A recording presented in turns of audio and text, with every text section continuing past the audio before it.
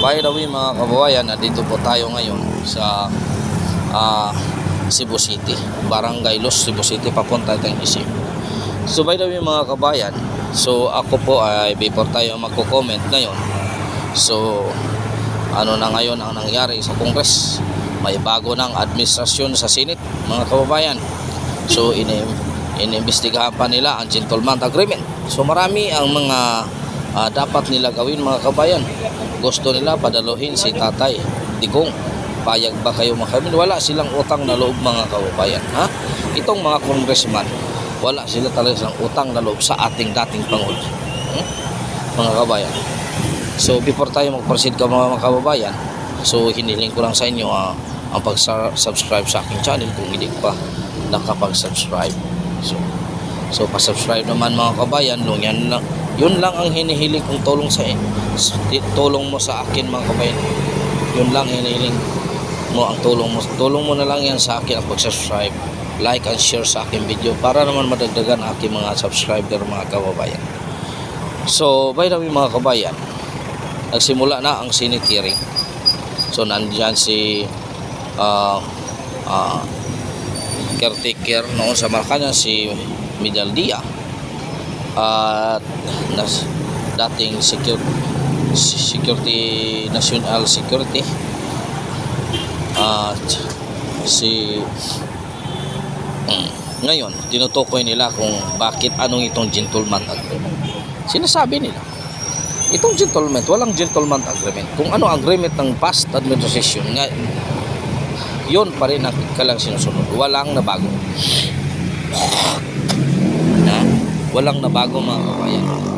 Kung ang gentleman agreement, kung merong gentleman agreement, siguro yung past administration, hindi sila.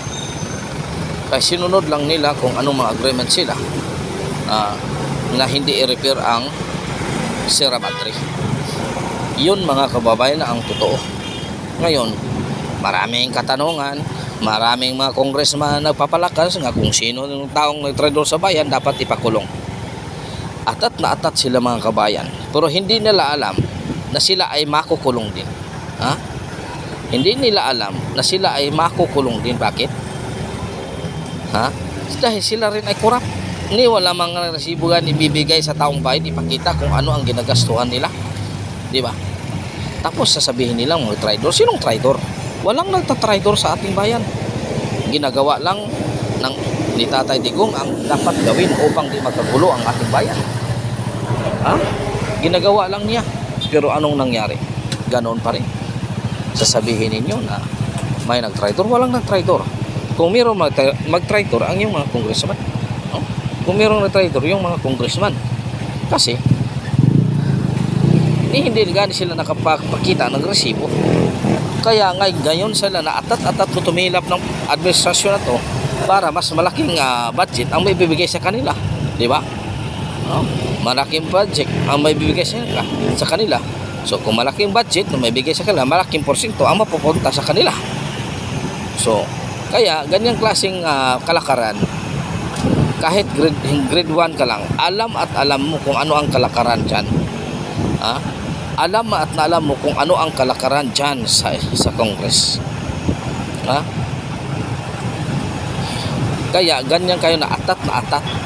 Walang nagtraidor sa ating bayan. Kung mayroong mga nagtraidor ay yung pumunta ng 30 beses na wala na anong nangyari doon. Inimbestigahan pa ng Senate, nag-walk out pa.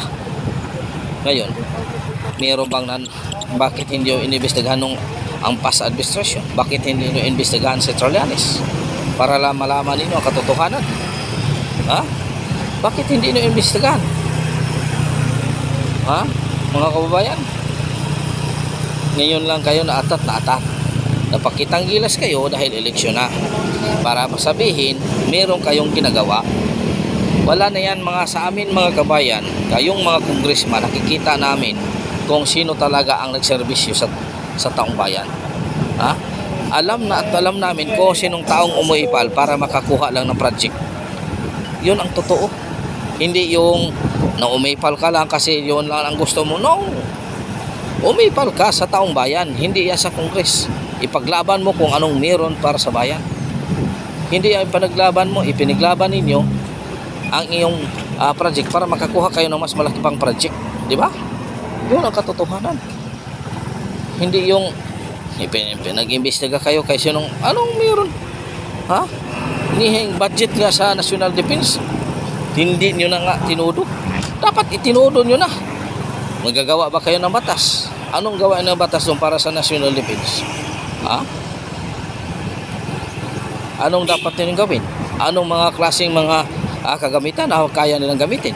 O, hanggang sa salita lang kayo. So mga kababayan, maraming salamat. Hanggang dito na lang. Traffic naman dito sa Mabulo. So maraming salamat sa inyong suporta. Ha? So, balang araw din mga kabayan, maka-ahon din tayo. God is good all the time. All the time. God is good. Ganun pa rin mga kabayan. Ha?